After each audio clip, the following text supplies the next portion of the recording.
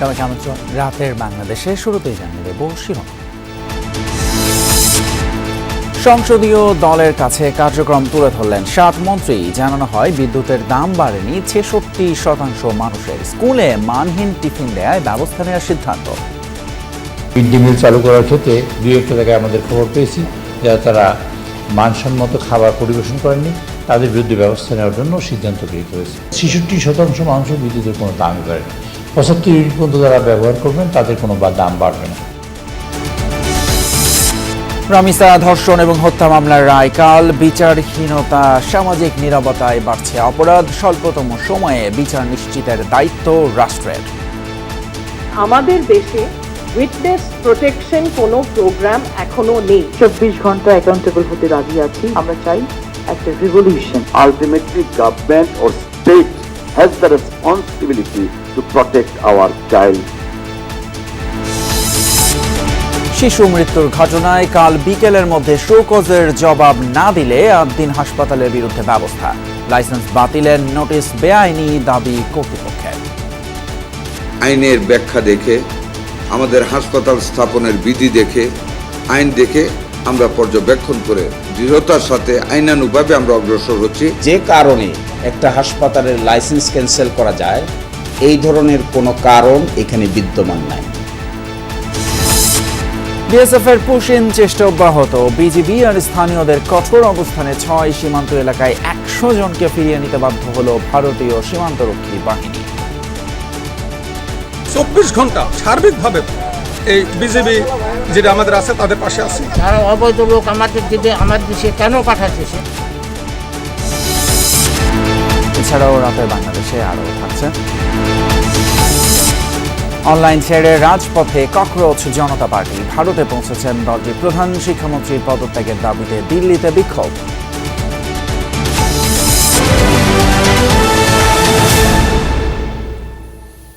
এতক্ষণ শিরোনামগুলো দেখলেন, আর আপনাদের সঙ্গে আছি পুরো আয়োজনে আমি ফয়সাল তিতুমির।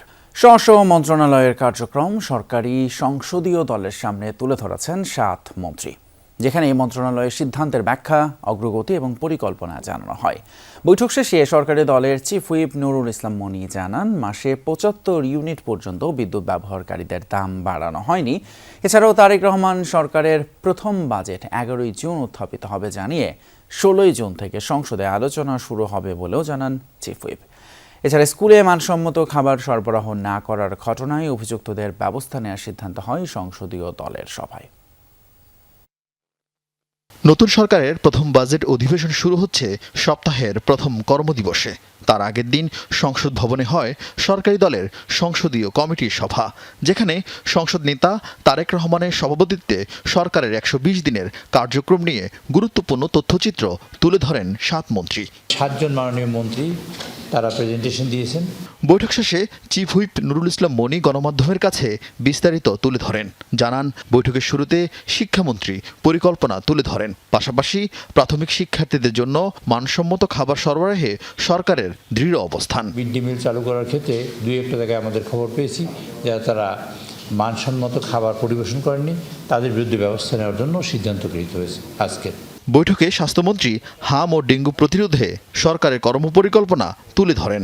জানান, চীনের সহযোগিতায় দেশে 5টি হাসপাতাল নির্মাণের খবর। এছাড়া স্বরাষ্ট্রমন্ত্রী, আইনমন্ত্রী, সড়কমন্ত্রী নিজ নিজ মন্ত্রণালয়ের তথ্য জানান। চাঁদাবাজের কোনো জায়গা হবে না, দেশে মাদকের কোনো জায়গা রাখা হবে না। সেই কারণে যদি কোনো মাননীয় আমাদের দলের অথবা বিদলের যেখানেই হোক না কেন, যেই লোকই অসুবিধায় তৈরি করবেন এরকম কার্যক্রম, তার ব্যাপারে কঠোর ব্যবস্থা নেওয়া হবে এবং অতি শীঘ্রই আপনারা সেটা দেখতে পাবেন। বিদ্যুতের দাম বাড়লেও তাতে 60% গ্রাহককে বাড়তি বিল গুনতে হবে না বলে সংসদীয় দলকে জানিয়েছেন বিদ্যুৎ ও জ্বালানি মন্ত্রী। 66% মানুষের বিদ্যুতের কোনো দামই বাড়েনি। 75 ইউনিট পর্যন্ত যারা ব্যবহার করবেন তাদের কোনো দাম বাড়বে না। এরপরে 1 টাকা, 1 টাকা 20 পয়সা, তারপর 1 টাকা 40 পয়সা এরকম করে দাম বাড়িয়েছেন। একদম শেষ প্রান্তিক যে লেভেলে 1% মানুষ তাদের দাম বেড়েছে। তারা হলো 2 টাকা বা এর কাছাকাছি দাম বেড়েছে। এছাড়া আসন্ন বাজেট অধিবেশনের কার্যসূচির বিস্তারিত তুলে ধরেন চিফ হুইপ। 15 তারিখে বিকালবেলা সম্পর্ক আমরা বাজেট পাস করব, 16 তারিখ থেকে বাজেট ডিসকাশন হবে, সেজন্য আমরা হয়তো সকাল বিকাল সেশন করতে পারি। তাও 30 তারিখে বাজেট পাস করতেই হবে। 30 তারিখে বাজেট পাস করার পর এখানে তারপরে প্রেসিডেন্টের কাছে যাবে, প্রেসিডেন্ট স্বাক্ষর করবেন। এরই মধ্যে সংস্কার হয়ে গেছে জানিয়ে চিফ হুইপ বলেন, সংসদের কাছে সংবিধান সংশোধন ছাড়া বিকল্প কিছুই নেই। সংস্কারটা হয়ে গেছে, যা হওয়ার তা হয়েছে, এখন হবে সংশোধন। যে বিরোধী দল নাম দিবেই, কেন দেবে? আমি কনফিডেন্ট কেন? কারণ সংবিধান সংশোধন ছাড়া তো আমাদের কোনো পথ নেই। আরিফিন শাকিল, যমুনা নিউজ, ঢাকা। রাজধানীর পল্লবীতে আলোচিত শিশু রামিসা আক্তার ধর্ষণ এবং হত্যা মামলার রায় আগামীকাল। উভয় পক্ষের যুক্তি তর্ক শেষে ঢাকার মহানগর শিশু নির্যাতন দমন ট্রাইব্যুনালের বিচারক মাসরুর সালেকিন রায়ের জন্য এই দিন ধার্য করেন। দেশের ইতিহাসে প্রথম কোনো ধর্ষণ এবং হত্যা মামলার বিচার কাজ শেষ হয় 4 দিনে। আলোচিত এই মামলায় সাক্ষ্য দিয়েছেন 16 জন। বিচারিক কার্যক্রমে রাষ্ট্রপক্ষের আইনজীবী যুক্তি উপস্থাপন করে বলেন, মামলার প্রধান আসামি সোহেল রানা এবং তার স্ত্রী স্বপ্না খাতুনের বিরুদ্ধে আনা অভিযোগ সন্দেহাতীতভাবে প্রমাণ করতে সক্ষম হয়েছে রাষ্ট্রপক্ষ। আসামিদের সর্বোচ্চ শাস্তি মৃত্যুদণ্ড দাবি করেন স্পেশাল পিপি। অন্যদিকে আসামি পক্ষে রাষ্ট্রনিযুক্ত আইনজীবী আসামি সোহেল রানার জন্য মৃত্যুদণ্ডের পরিবর্তে যাবজ্জীবন কারাদণ্ডের আবেদন করেন। 19 মে রাজধানীর পল্লবী এলাকায় প্রতিবেশী সোহেল রানার বাসা থেকে দ্বিতীয় শ্রেণীর শিক্ষার্থী 8 বছর বয়সী রামিসা আক্তারের শিরচ্ছেদ করা মরদেহ উদ্ধার হয়। মামলার এজাহার অনুযায়ী সোহেল রানা শিশুটিকে কৌশলে নিজের কক্ষে নিয়ে ধর্ষণ করে এবং পরে গলা কেটে হত্যা করে। গাইবান্ধার সাঘাটা উপজেলায় এক তরুণীকে গভীর রাতে বাড়ি থেকে তুলে নিয়ে সংঘবদ্ধ ধর্ষণের অভিযোগ উঠেছে। এই ঘটনায় 3 অভিযুক্তকে পুলিশে দিয়েছে স্থানীয়রা, এখনও একজন পলাতক। এই ঘটনায় এলাকায় দেখা দিয়েছে তীব্র ক্ষোভ এবং উদ্বেগ। ভুক্তভোগীকে চিকিৎসা এবং আইনি সহায়তার আওতায় আনা হয়েছে বলে জানিয়েছে পুলিশ।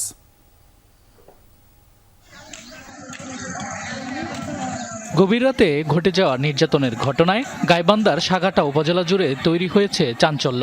উপজেলার গাছাবাড়ি গ্রামের মণ্ডলপাড়া এলাকার এক তরুণীকে বাড়ি থেকে তুলে নিয়ে সংঘবদ্ধ ধর্ষণের অভিযোগ উঠেছে। ভুক্তভোগীর দাবি, শুক্রবার রাতে ফোনে কথা বলার সময় ঘর থেকে বের হন তিনি। বাড়ির পাশে কথা বলার সময় আগে থেকে ওত পেতে থাকা 4 যুবক তাকে জোরপূর্বক বিলের পাশে তুলে নিয়ে যায়। সেখানে সংঘবদ্ধভাবে নির্যাতন চালানো হয়। একই সঙ্গে তার কাছ থেকে মোবাইল ফোন ও নগদ অর্থ ছিনিয়ে নেওয়ার অভিযোগও রয়েছে।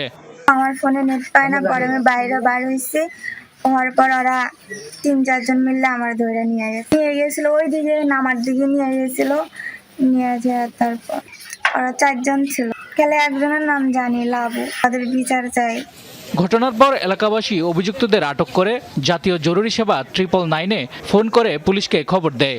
এরপর পুলিশ ঘটনাস্থলে পৌঁছে লাবু মিয়া, নীরব মিয়া ও স্বাধীন ব্যাপারীকে হেফাজতে নেয়। তবে অভিযুক্ত আরেক যুবক বিপ্লব পালিয়ে যায়। আমার নাম তো লাবু, আর ওর নাম হচ্ছে স্বাধীন, আর হচ্ছে নীরব, আর হচ্ছে ডিপজল। ওইদিকে আইছে, আসার পর আমরা ছেলেবেলে সব ফলো করে ঢুকছি, 4 জন ফলো করে ঢুকছি, ঢুকে ওরা ঢুকছি। পুলিশ জানিয়েছে ভুক্তভোগীকে এরই মধ্যে ভিকটিম সাপোর্ট সেন্টারে রাখা হয়েছে। নিশ্চিত করা হচ্ছে ডাক্তারি পরীক্ষা। পরবর্তী আইনগত ব্যবস্থা গ্রহণের কাজ চলছে বলেও জানিয়েছে পুলিশ। অপকর্ম যে করেছে যে 4 জন, তার মধ্যে একজন পলাতক আছে, 3 জনকে আমরা গ্রেপ্তার করতে সক্ষম হয়েছি। তারা প্রাথমিকভাবে আমাদের কাছে ঘটনার বিষয়ে স্বীকার করেছে। আমরা আইনগত প্রক্রিয়া যেভাবে আগানো যায় সেই ব্যবস্থা করতেছি। ঘটনার সুষ্ঠু তদন্ত ও পলাতক আসামিকে দ্রুত গ্রেফতার এবং জড়িতদের দৃষ্টান্তমূলক শাস্তির দাবি স্থানীয়দের। শামস তাবরিদ উচ্ছ্বাস, যমুনা নিউজ। বিচারহীনতা এবং সামাজিক নীরবতায় বাড়ছে শিশু নির্যাতন। কাগজে কলমে আইন থাকলেও দুর্বল প্রয়োগ, সামাজিক ভয়, বিচারের দীর্ঘসূত্রিতার কম সাজার কারণে উদ্বেগজনক হারে বাড়ছে নারী এবং শিশু নির্যাতন। পরিস্থিতি মোকাবেলায় আইনের কঠোর প্রয়োগের পাশাপাশি সামাজিক আন্দোলন, রাজনৈতিক প্রভাবমুক্ত বিচার এবং জাতীয় কমিশন গঠনের সুপারিশ করেছেন নারী এবং শিশু অধিকার কর্মী আর বিশেষজ্ঞরা। Deputy speaker barrister Kaiser Kamal বলেন, তদন্ত দ্রুত শেষ করে স্বল্প সময়ের মধ্যেই বিচারের ব্যবস্থা করতে হবে রাষ্ট্রকে। শিশু রামিসা ধর্ষণ ও হত্যার ঘটনায় সারা দেশে তৈরি হয় ক্ষোভ, উঠে প্রতিবাদের ঝড়। তবে শুধু রামিসা, আসিয়া বা ইরাই নয়। আইন ও সালিশ কেন্দ্রের তথ্য অনুযায়ী চলতি বছরের 20 মে পর্যন্ত 118 শিশু ধর্ষণের শিকার হয়েছে। আর ধর্ষণের পর হত্যা করা হয়েছে 14 শিশুকে। এমন একটা অন্তত সমাজ ব্যবস্থা দেন যে ব্যবস্থা আর কোনোদিন রামিসার বাবা মাদের বুক খালি হবে না। পরিস্থিতিকে উদ্বেগজনক বলছেন নারী ও শিশু অধিকার কর্মীরা। আলোচনায় উঠে আসে নারী ও শিশু নির্যাতনের প্রায় 4.5 লাখ মামলা বিচারাধীন। বিচারের দীর্ঘসূত্রিতার কারণে সাজার হার 2%-এরও কম। বেশিরভাগ ক্ষেত্রে শিশুরা পরিবারের সদস্য বা পরিচিত জনের কাছেই নির্যাতনের শিকার হয়। বিচারহীনতা, প্রাতিষ্ঠানিক সমন্বয়হীনতা ও জবাবদিহিতার অভাব গোটা বিচার প্রক্রিয়াকে দুর্বল করে তুলছে বলে মত দেন আলোচকরা। আমরা কনভিকশন যে ক্ষেত্রে দোষী সেই ক্ষেত্রেও নিশ্চিত করতে পারছি না। কেন পারছি না? এটার একটা বড় কারণ হচ্ছে আমাদের দেশে উইটনেস প্রোটেকশন কোনো প্রোগ্রাম এখনো নেই। বিভিন্ন ধরনের ক্ষমতা ব্যবহার করে হুমকি ধামকি দিয়ে এই উইটনেসগুলোকে হস্টাইল করে ফেলছে। রাষ্ট্র এবং প্রশাসনের দায়িত্ব কি হতে পারে? জিরো টলারেন্সের নীতি গ্রহণ করা, রাজনৈতিক বা সামাজিক প্রভাবমুক্ত হয়ে দ্রুততম সময়ে বিচার নিশ্চিত করা। অ্যাকাউন্টেবল, রেসপন্সিবিলিটি বাউন্ড কিছু অ্যাকশনস ইমিডিয়েটলি নিতে হবে। আর সেখানে আমাদের যা সাহায্য লাগবে ডেফিনেটলি আমরা আছি। তাদের মতে মাদকের বিস্তার, বিকৃত কন্টেন্টের সহজলভ্যতা, নৈতিক শিক্ষার ঘাটতি এবং অপরাধ করে পার পাওয়ার সংস্কৃতি পরিস্থিতি আরও জটিল করছে। আপনার সন্তানকে যদি সে রেপিস্ট হয় তাকে সাজা দেবে, কিন্তু আপনার সন্তানের দায়িত্ব আপনাকে নিতে হবে। 24 ঘন্টা অ্যাকাউন্টেবল হতে রাজি আছি, বসে আছি হওয়ার জন্য। আমরা চাই একটা রিভলিউশন, সেই রিভলিউশন করার জন্য সকলের সহযোগিতা প্রয়োজন। জাতীয় সংসদের ডেপুটি স্পিকার বলেন, শিশু নির্যাতনের দায় সরকার কোনোভাবে এড়াতে পারে না। আমরা যতই সমাজের মানুষ অ্যাওয়ার হই না কেন, ultimately government or state has the responsibility to protect our child, my child. National Commission for Child Protection গঠন করে ফাস্ট ট্র্যাক ইনভেস্টিগেশনের পাশাপাশি ফাস্ট ট্র্যাক বিচার ব্যবস্থা হাইয়েস্ট কোর্ট পর্যন্ত করা যেতে পারে। বিশেষজ্ঞরা ভুক্তভোগীর পাশে দাঁড়ানো এবং অপরাধীদের সামাজিকভাবে বয়কটের সংস্কৃতি গড়ে তোলার তাগিদ দেন। যদি রাষ্ট্রের সদিচ্ছা থাকে। লাভলি বিথি, যমুনা নিউজ, ঢাকা। আগামীকাল বিকেলের মধ্যে শোকজ নোটিশের জবাব না দিলে আদ্দিন হাসপাতালের বিরুদ্ধে আইন অনুযায়ী ব্যবস্থা নেওয়া হবে, এমনটা জানিয়েছেন স্বাস্থ্যমন্ত্রী সরদার সাখাওয়াত হোসেন। দুপুরে রাজধানীর মিন্টো রোডের বাসায় এই কথা জানান তিনি। স্বাস্থ্যমন্ত্রী বলেন, আইন অনুযায়ী শোকজ করা হয়েছে আদ্দিন হাসপাতাল কর্তৃপক্ষকে। বিষয়টি নিয়ে প্রধানমন্ত্রী তারেক রহমানের সঙ্গে আলোচনা হয়েছে। 6 নবজাতকের মৃত্যুর ঘটনায় বৃহস্পতিবার আদ্দিন হাসপাতালকে শোকজ করে স্বাস্থ্য বিভাগ। তাদের দায় প্রমাণিত হওয়ায় কোনো প্রতিষ্ঠানের লাইসেন্স বাতিল করা হবে না, তার জবাব দিতে রোববার পর্যন্ত সময় দেওয়া হয়। এর আগে তদন্ত প্রতিবেদনে হাসপাতাল কর্তৃপক্ষের দায় পাওয়া গেছে বলে জানান স্বাস্থ্যমন্ত্রী। গত 27 মে মগবাজারের আদ্দিন হাসপাতালের পোস্ট অপারেটিভ ওয়ার্ডে মারা যায় 6 নবজাতক। ওনারা একটা প্রেস কনফারেন্স করেছেন এটাকে বেআইনি বলে। আমরা সম্পূর্ণরূপে আইনিভাবে আইনের ব্যাখ্যা দেখে, আমাদের হাসপাতাল স্থাপনের বিধি দেখে, আইন দেখে আমরা পর্যবেক্ষণ করে আমরা অত্যন্ত দৃঢ়তার সাথে আইনানুগভাবে আমরা অগ্রসর হচ্ছি। আগামীকাল বিকেলে আমরা নোটিশ পেলে আমরা তার পরবর্তী কার্যক্রমে এগোতে আমরা বদ্ধপরিকর। এদিকে আদ্দিন হাসপাতালের লাইসেন্স বাতিলে সরকার যে নোটিশ পাঠিয়েছে তা বেআইনি। স্বাস্থ্য মন্ত্রণালয়ের এমন নোটিশের বিরুদ্ধে আইনি পদক্ষেপ নিয়েছে হাসপাতাল কর্তৃপক্ষ। 6 নবজাতক মৃত্যুর ঘটনায় একজন নার্স এবং একজন পরিচ্ছন্নতা কর্মীকে সাময়িক বরখাস্ত করা হয়েছে। এক সংবাদ সম্মেলনে হাসপাতাল কর্তৃপক্ষের পক্ষে এসব কথা জানান সুপ্রিম কোর্টের সিনিয়র আইনজীবী অ্যাডভোকেট শিশির মনির। এ সময় ভুক্তভোগী পরিবার দোষীদের শাস্তির দাবি জানান। গত 27 মে ঈদের আগের দিন সকালে রাজধানীর মগবাজারে আদ্দিন হাসপাতালটির নবজাতক ওয়ার্ডে রহস্যজনকভাবে 6 শিশুর মৃত্যু হয়। এ নিয়ে দেশ জুড়ে আলোচনা শুরু হলে সরকারের পক্ষ থেকে গঠন করা হয় উচ্চ পর্যায়ের তদন্ত কমিটি। তদন্ত রিপোর্টে 6 নবজাতকের মৃত্যুর পেছনে চিকিৎসক না থাকা, নার্স, স্টাফ ও হাসপাতাল কর্তৃপক্ষের অবহেলাজনিত কারণ স্পষ্টভাবে উল্লেখ করা হয়। অক্সিজেনটা বন্ধ ছিল, এক পেশে মানুষ। শনিবার তদন্ত প্রতিবেদন নিয়ে হাসপাতাল কর্তৃপক্ষ আনুষ্ঠানিক ব্রিফিং করেন। এতে উপস্থিত থাকেন ভুক্তভোগী পরিবারগুলো। হাসপাতালের পক্ষ থেকে সিনিয়র আইনজীবী শিশির মনির জানান, পেশাগত দায়িত্বে অবহেলার কারণে একজন নার্স এবং একজন পরিচ্ছন্নতা কর্মীকে সাময়িক বরখাস্ত করা হয়েছে।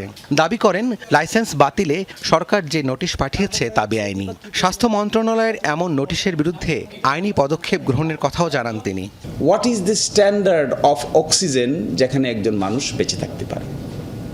And what is the standard of carbon dioxide যে লেভেল হলে পরে একজন মানুষ আর সার্ভাইভ করে না? So we didn't find anything specific in the investigating report যে কারণে একটা হাসপাতালের লাইসেন্স ক্যান্সেল করা যায় এই ধরনের কোনো কারণ এখানে বিদ্যমান নাই। ফলে আমরা মনে করি স্বাস্থ্য মন্ত্রণালয়ের this notice is not in accordance with law. ভুক্তভোগী পরিবারগুলোর পাশে আজীবন থাকার ঘোষণাও দিয়েছে হাসপাতাল কর্তৃপক্ষ। জানানো হয় ভুক্তভোগী পরিবারের কেউ উপযুক্ত হলে চাকরির নিশ্চয়তা দেওয়া হবে, একই সাথে দেওয়া হবে সম্মানজনক আর্থিক ক্ষতিপূরণ। এই ঘটনার জন্য ভুক্তভোগী পরিবারের পাশে একটি সম্মানজনক এবং রেসপেক্টফুল পজিশনে আদ্দিন হাসপাতাল ভুক্তভোগী পরিবারকে ক্ষতিপূরণের ব্যবস্থা করবে, যেটি সম্মানজনক হয়, যেটি সকলের কাছে গ্রহণযোগ্য হয়।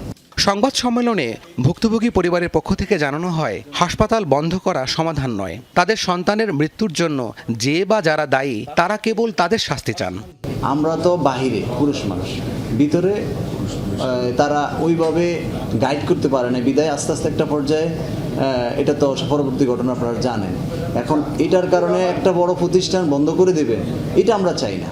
এ সময় হাসপাতালের সামনে পেশাগত দায়িত্ব পালনের সময় সাংবাদিকদের উপর চড়াও হওয়ার ঘটনার জন্য ক্ষমা চায় হাসপাতাল কর্তৃপক্ষ। হামলায় জড়িত স্টাফদের বিরুদ্ধে ব্যবস্থা নেওয়ারও আশ্বাস দেওয়া হয়। আপনাদের সাংবাদিকদের সাথে যে আনটুওয়ার্ড ইনসিডেন্ট ঘটেছে তার পরিপ্রেক্ষিতে দুজনকে সাসপেন্ড করা হচ্ছে। ঠিক আছে। রাব্বি সিদ্দিকী, যমুনা নিউজ, ঢাকা। সম্পর্ক উন্নয়নের লক্ষ্যে প্রতিরক্ষা এবং পররাষ্ট্রমন্ত্রী পর্যায়ে যৌথ কমিটি গঠনের সিদ্ধান্ত নিয়েছে বাংলাদেশ এবং তুরস্ক। দুপুরে তেজগাঁওয়ে কার্যালয়ে প্রধানমন্ত্রী তারেক রহমানের সাথে তুরস্কের পররাষ্ট্রমন্ত্রী হাকান ফিদানের সাক্ষাৎকালে দুই দেশের মধ্যে যৌথ কমিটি গঠনের সিদ্ধান্ত হয়। প্রধানমন্ত্রীর পক্ষ থেকে জানানো হয়, বৈঠকে কৌশলগত সম্পর্ক জোরদারের লক্ষ্যে প্রতি বছর দুই দেশের পররাষ্ট্রমন্ত্রী পর্যায়ে বৈঠক আয়োজনের সিদ্ধান্ত হয়। এছাড়াও এই বৈঠকে দুই দেশের মধ্যে ব্যবসা, বাণিজ্য, বিনিয়োগ, উৎপাদন এবং রোহিঙ্গা সমস্যার সমাধানে দুই দেশ একসঙ্গে কাজ করবে বলে আশাবাদ ব্যক্ত করা হয়। তুরস্কের প্রধানমন্ত্রীকে বাংলাদেশ সফরের আমন্ত্রণ জানিয়েছেন প্রধানমন্ত্রী তারেক রহমান। পাশাপাশি বাংলাদেশের জনগণ ও সরকারের প্রতি সমর্থন অব্যাহত রাখা এবং জাতিসংঘের সাধারণ পরিষদের 81তম অধিবেশনের সভাপতি পদে বাংলাদেশের প্রার্থীকে সমর্থন দেয় তুরস্কের সরকারকে ধন্যবাদ জানান প্রধানমন্ত্রী। সীমান্ত পরিস্থিতির খবর জানাবো। বিজিবির কঠোর অবস্থানের মুখে দেশের 6টি সীমান্ত এলাকা দিয়ে পুশিনের চেষ্টা করা 100 জনকে ফিরিয়ে নিতে বাধ্য হয়েছে ভারতীয় সীমান্তরক্ষী বাহিনী বিএসএফ। মেহেরপুর, ঠাকুরগাঁও এবং দিনাজপুরের হিলিতে বেশ কিছু মানুষকে এপারে ঠেলে দেওয়ার চেষ্টা করে বিএসএফ। স্থানীয় বাসিন্দা এবং বিজিবির বাধার মুখে তা নস্যাৎ হয়ে যায়। এছাড়া নওগাঁ, চাঁপাইনবাবগঞ্জ এবং লালমনিরহাটে পুশিনকৃত মানুষদের ভারতের অভ্যন্তরে ফিরিয়ে নিতে বাধ্য হয়েছে বিএসএফ। সীমান্তে অবৈধ অনুপ্রবেশ কোনো প্রকার গ্রহণযোগ্য নয়। ভারতীয় সীমান্তরক্ষী বাহিনীর অপতৎপরতা থামছেই না। আজও দেশের কয়েকটি সীমান্ত দিয়ে পুশিনের চেষ্টা চালায় বিএসএফ। ভোরে মেহেরপুরের তেঁতুলবাড়ির হাটপাড়া সীমান্ত দিয়ে 6 জনকে এপারে ঠেলে দেওয়ার অপচেষ্টা চালায় বিএসএফ। স্থানীয়রা বিষয়টি টের পেয়ে বিজিবিকে খবর দেয়। পরে বিজিবির বাধায় পণ্ড হয় পুশিনের চেষ্টা। এই পুশিন ঠেকানোর জন্য যা কিছু করণীয় আমরা রাত দিন 24 ঘন্টা সার্বিকভাবে এই বিজিবি যেটা আমাদের আছে তাদের পাশে আছে। তাদের দেশের লোক আমার দেশে পুশিন করছে কেন? তারা অবৈধ লোক আমাদের দেশে কেন পাঠাচ্ছে? সে নারী, শিশু, বৃদ্ধ সহ 6 জন লোককে আজকে ভোরবেলা অর্থাৎ ফজরের সময় গেট খুলে আমাদের দিকে দিচ্ছিল। আমাদের টহল ফাঁটি এখানেই ছিল। তো এই টহল ফাঁটি তাদেরকে ওই দিক থেকে আসতে দেখে ওখানে হোল্ড করা এবং কি এইদিকে না আসার জন্য মাইকে অ্যানাউন্স করলে তারা ওই দেখতে পাচ্ছেন আপনারা প্রায় 50 গজ ভারতের অভ্যন্তরে ওখানে তারা এখন অবস্থান করছে। ঠাকুরগাঁওয়ের মশালগাঁও সীমান্ত দিয়েও 11 জনকে বাংলাদেশে ঠেলে পাঠানোর চেষ্টা চালায় বিএসএফ। খবর পেয়ে ঘটনাস্থলে গিয়ে প্রতিহত করে বর্ডার গার্ড বাংলাদেশের সদস্যরা। পরে তাদের ভারতের অভ্যন্তরে ফিরিয়ে নেয় বিএসএফ। দিনাজপুর হিলির ঘাসুরিয়া সীমান্ত দিয়ে চলে ভারতীয় সীমান্তরক্ষী বাহিনীর অপচেষ্টা। 5 জনকে ভোরে এপারে ঠেলে দিতে গেলে তা রুখে দেয় বিজিবি। অনুপ্রবেশ ও পুশিন ঠেকাতে বাড়ানো হয়েছে নজরদারি। গতরাতে মিয়ানমার থেকে বাংলাদেশে অনুপ্রবেশ করে খুমি সম্প্রদায়ের 47 জন। খবর পেয়ে বান্দরবানের রেমাক্রি হৈকু খুমিপাড়া থেকে তাদেরকে হেফাজতে নেয় বিজিবি। এরপর তাদেরকে পুশব্যাক করানো হয়। রাহিম সারোয়ার, যমুনা নিউজ। 2034 সালের মধ্যে $1 ট্রিলিয়ন অর্থনীতিতে পরিণত করার লক্ষ্য স্থির করেছে সরকার। এমন তথ্য জানিয়ে অর্থ উপদেষ্টা অধ্যাপক রাশেদ আল মাহমুদ তিতুমির বলেন, আসন্ন বাজেটে 60,000 কোটি টাকার রিকভারি এবং রিকনসিলিয়েশন প্রকল্প নেওয়া হচ্ছে। পরিকল্পনা প্রতিমন্ত্রী জুনায়েদ সাকিব বলেন, দুর্নীতি এবং অপচয় রোধের মাধ্যমে বিনিয়োগের বাধা দূরের কাজ চলছে। চলতি মাসে আসছে 2026-27 সালের বাজেট প্রকল্প। এ নিয়ে নানা মহলে চলছে আলোচনা। এরই মাঝে সিডাপে সংকট মুহূর্তে বাজেট শীর্ষক গোলটেবিল আলোচনা সভার আয়োজন করে সংবাদ মাধ্যম চর্চা। কৃষিখাত বিকাশের জন্য অর্থায়ন বাড়ানো, শিল্প রক্ষায় সহজ কর কাঠামো তৈরি, জ্বালানি, বিদ্যুৎ, পরিবেশ, আমদানি রপ্তানি খাতের সংকট কাটিয়ে উঠতে নীতি সহায়তা প্রদান, জনস্বাস্থ্য সুরক্ষায় প্রয়োজনীয় বরাদ্দ প্রদানের কথা উঠে আসে সভায়। একটা বিশাল পরিমাণ অঙ্কের থোক বরাদ্দ আছে, সেই থোক বরাদ্দ থেকে অন্তত এই চলমান ফ্যাক্টরি যেগুলি মানে মরে মরে অবস্থায় আছে, সামান্য হয়তো অর্থনৈতিক সাপোর্ট, সামান্য হয়তো তার ইন্টারেস্ট রেটের সাপোর্ট দিলেই এই ফ্যাক্টরিগুলি কিন্তু বেঁচে যাবে। অর্থনীতির ভিত্তি দুর্বল। গত বছর গ্রোথ হয়েছে 3.49% জিডিপির, এই বছর হয়তো 4-এর আশেপাশে থাকবে। নেক্সট ফিসকালে 5 will be very difficult. Banking খাতে সুশাসন ফেরাতে এবং দক্ষ জনশক্তি নিয়ে সরকারের পরিকল্পনার কথা তুলে ধরেন পরিকল্পনা প্রতিমন্ত্রী জুনায়েদ সাকিব। একটা অপরিকল্পনার ছাপ, মানে যেভাবে প্রজেক্ট আসছে, যে প্রজেক্টগুলোকে ইন্টিগ্রেট করা দরকার, অপটিমাইজ করা দরকার এবং মানে একটা নির্দিষ্ট লক্ষ্য অর্জন করছে কিনা সেইটা হচ্ছে জরুরি। তার মানে প্রজেক্টগুলোকে একটা প্রোগ্রামের অধীন করে ক্লাস্টার অফ প্রজেক্ট তৈরি করা দরকার, যাতে করে একটা নির্দিষ্ট সমস্যার সমাধান। অর্থ উপদেষ্টা জানান, বাজেটে 60,000 কোটি টাকা রিকভারি ও রিকনসিলিয়েশন প্রকল্প নেওয়া হচ্ছে। 2034 সালের মধ্যে $1 ট্রিলিয়ন অর্থনীতিতে পৌঁছাবে এবং আমরা প্রথমে হচ্ছে যে পুনরুদ্ধার অর্থাৎ 3R স্ট্র্যাটেজিতে আমরা যাচ্ছি। ফ্রাজিলিটি যে ভঙ্গুরতা বর্জন হচ্ছে সেখান থেকে সমৃদ্ধির পথে একটা পর্যায়ক্রম ভিত্তিতে 3R এই স্ট্র্যাটেজির মাধ্যমে সেদিকে আমরা যাচ্ছি। জাতীয় স্বাস্থ্য ব্যবস্থা বাস্তবায়নের লক্ষ্যে কাজ করছে বলে মন্তব্য করেন অর্থ উপদেষ্টা। খাতের সাথে খাতের কোনো বৈষম্য থাকবে না। হাসিবুল করিম বিজয়, যমুনা নিউজ, ঢাকা। নজর দেব হাম পরিস্থিতিতে। হাম এবং উপসর্গে থামছেই না মৃত্যু। 24 ঘন্টায় প্রাণ গেছে আরও 3 জনের। বিভিন্ন হাসপাতালে নতুন রোগী ভর্তি 1032 জন। প্রাদুর্ভাব শুরুর পর এ নিয়ে সিলেটে মৃত্যু হলো 65 জনের। জেলার বিভিন্ন হাসপাতালে নতুন রোগী ভর্তি হয়েছেন 77 জন, মোট চিকিৎসাধীন 215 জন। রাজশাহী মেডিকেলে 24 ঘন্টায় নতুন রোগী ভর্তি হয়েছেন 5 জন। চিকিৎসা শেষে বাড়ি ফিরেছেন 11 জন, মোট চিকিৎসাধীন 59 জন। এছাড়া ময়মনসিংহ, বরিশাল, চট্টগ্রাম, রংপুর ও খুলনার বিভিন্ন হাসপাতালে রোগীদের ভিড় রয়েছে। কোথাও কোথাও আইসোলেশন ওয়ার্ডে শয্যা সংকটে ভোগান্তি পোহাতে হচ্ছে রোগী এবং স্বজনদের। সন্তানদের জীবন বাঁচাতে এক হাসপাতাল থেকে আরেক হাসপাতালে ছুটছেন অভিভাবকেরা।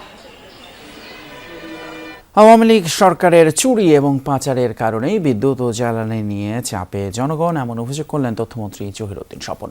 সকালে বিদ্যুৎ ও জ্বালানি বিষয়ে জরুরি প্রেস ব্রিফিংয়ে অভিযোগ করেন তিনি। বিদ্যুতের দাম বৃদ্ধি নিয়ে বিরোধী দল বিভ্রান্তি ছড়াচ্ছে জানিয়ে মন্ত্রী বলেন, সরকারের আবেদনের প্রেক্ষিতেই 75 ইউনিট পর্যন্ত বিদ্যুতের বর্ধিত মূল্য প্রত্যাহার করেছে বিইআরসি।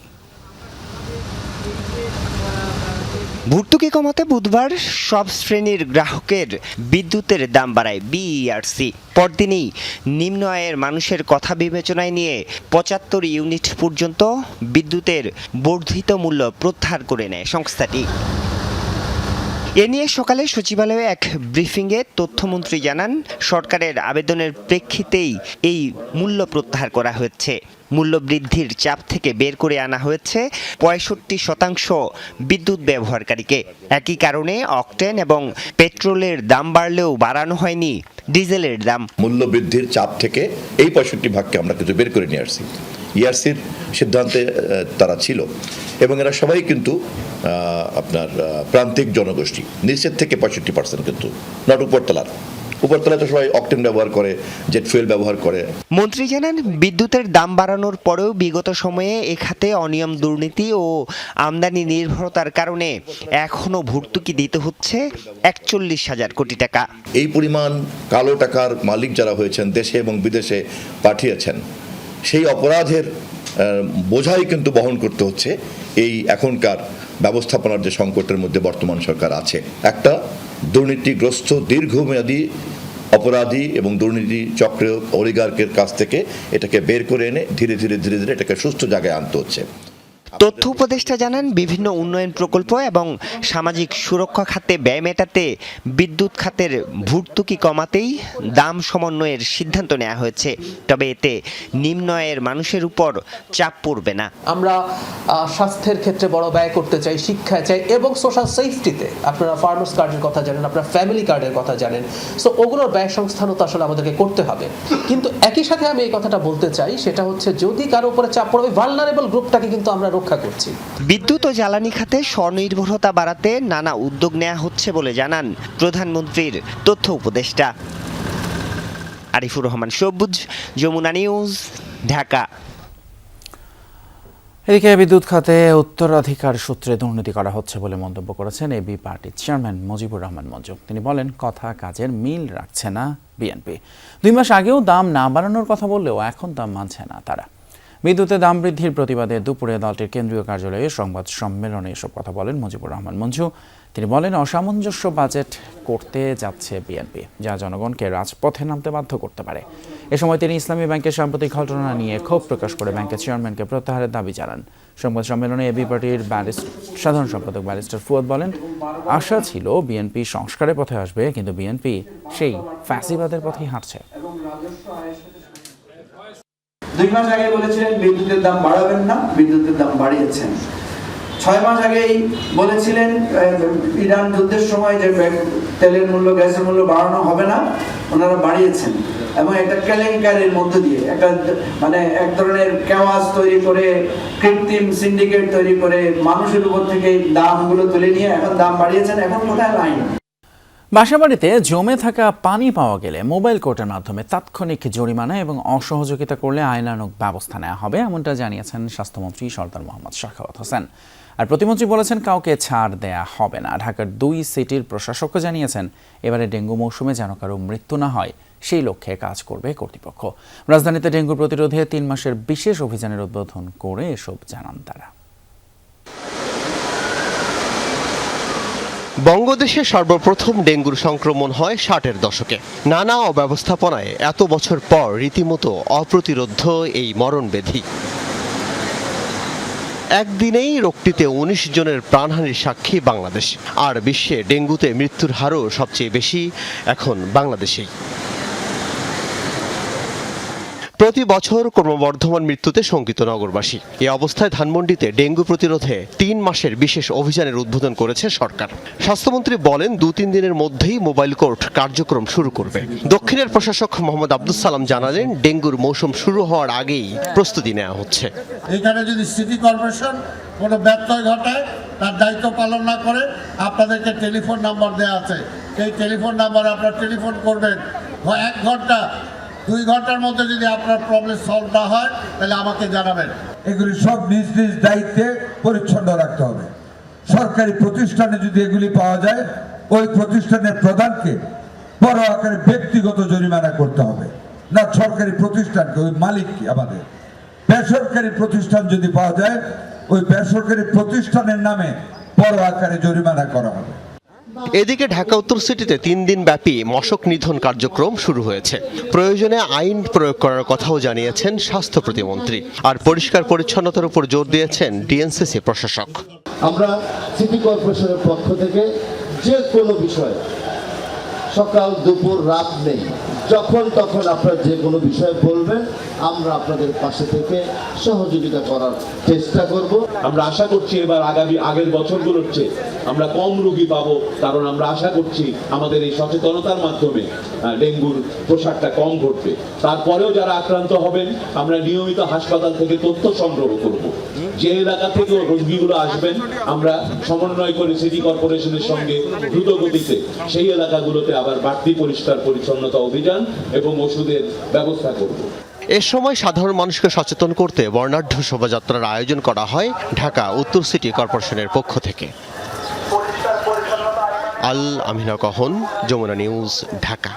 টেকনাফের বাহারছড়া সংলগ্ন সমুদ্র এলাকায় মালয়েশিয়াগামী বোট থেকে 50 জনকে উদ্ধার করা হয়েছে।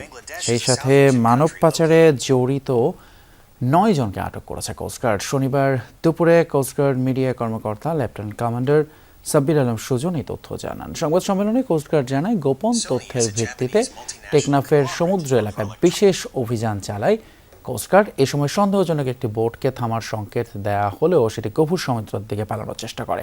পরে বোটটিকে ধাওয়া করে মালয়েশিয়াগামী 50 জনকে উদ্ধার করা হয়। পাশাপাশি মানব পাচারে জড়িত 9 জনকে আটক করা হয়েছে। কোস্টগার্ড আরও জানায়, সংঘবদ্ধ পাচারকারী চক্রটি বিদেশে উচ্চ বেতনের চাকরি এবং উন্নত জীবনের প্রলোভনে বাংলাদেশীয় রোহিঙ্গা নাগরিকদের টেকনাফে নিয়ে আসে। পরে তাদের গোপন আস্তানায় আটকে রেখে নির্যাতন ও মুক্তিপণ আদায় করে রাখে।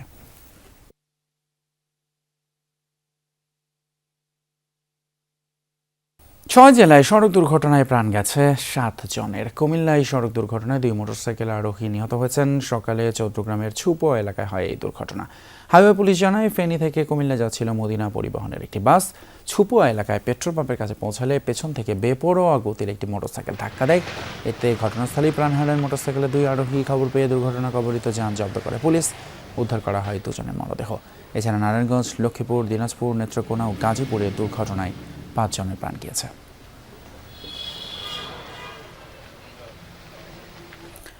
আন্তর্জাতিক ভারতে ফিরেই রাজপথ কাঁপালেন বহুল আলোচিত রাজনৈতিক দল ককরোচ জনতা পার্টির প্রধান অভিজিৎ দেবকে।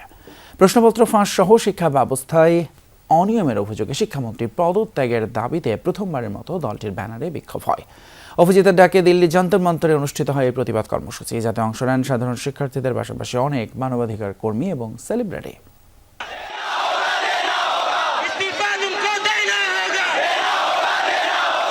তরুণ প্রজন্মকে নিয়ে ভারতের প্রধান বিচারপতির তুচ্ছ তাচ্ছিল্যের জবাবে ঠাট্টাচ্ছলে খোলা হয়েছিল টুইটার পেজ ককরোচ জনতা পার্টি। অথচ সেই দলেরই বিক্ষোভে উত্তাল দিল্লির যন্তর মন্তর। শিক্ষা ব্যবস্থার সংস্কার এবং শিক্ষামন্ত্রীর পদত্যাগের দাবিতে এই বিক্ষোভ সমাবেশ। যুক্তরাষ্ট্র থেকে দেশে ফিরে এই কর্মসূচিতে নেতৃত্ব দেন ককরোচ জনতা পার্টির প্রধান অভিজিৎ দীপকে। 10-12 বছর ধরে হিন্দু মুসলমানের মধ্যে বিভাজন সৃষ্টি করে রাজনীতি করা হচ্ছে। আপনারাই বলুন, এতে লাভ কার হচ্ছে? এ কোনো পরিকল্পিত রাজনৈতিক দল নয়, এটা বিক্ষুব্ধ শিক্ষার্থীদের বহিঃপ্রকাশ। বহুল আলোচিত এই নেতার ভারতে ফেরা এবং সমাবেশকে কেন্দ্র করে সকাল থেকেই কড়া নিরাপত্তা নেওয়া হয় দিল্লির যন্তর মন্তরে। সমাবেশে যোগ দেন মানবাধিকার কর্মী, অভিনেতা, অভিনেত্রী সহ সাধারণ শিক্ষার্থীরা। যোগ দেন ভারতের আলোচিত পরিবেশবিদ সোনাম ওয়াংচুকও। আমরা এখানে সরকারের কাছে জবাবদিহিতা চাইতে এসেছি। যারা দেশের শিক্ষা ব্যবস্থা পরিচালনায় ব্যর্থ হয়েছে, নিট, ইউপিএসসি সহ বিভিন্ন পরীক্ষায় প্রশ্নপত্র ফাঁস অসঙ্গতির কারণে ছাত্রছাত্রী ক্ষতিগ্রস্ত হয়েছে। আমরা চাই শিক্ষামন্ত্রী ধর্মেন্দ্র প্রধানের পদত্যাগ। ছাত্রছাত্রী ও তরুণদের পরীক্ষা নেওয়ার মতো ন্যূনতম কাজটুকুও ঠিকমতো করা হচ্ছে না। আমরা এই আশা নিয়ে এখানে এসেছি যে এর মাধ্যমে একটি পরিবর্তন আসবে। আমাদের দেখা বিকশিত ভারতের স্বপ্ন পূরণ হবে। সমাবেশে শিক্ষামন্ত্রীর পদত্যাগের পাশাপাশি আরও বেশ কয়েকটি দাবি জানানো হয়। এর মধ্যে শিক্ষাক্ষেত্রে ডিজিটালাইজেশন এবং মণিপুরে শিক্ষার স্বাভাবিক কার্যক্রম অন্যতম। মীর মুশফিকা হাসান, যমুনা নিউজ। এবারে জম্মু কাশ্মীর ইস্যুতে জাতিসংঘে বিবাদে জড়ালো ভারত ও পাকিস্তান।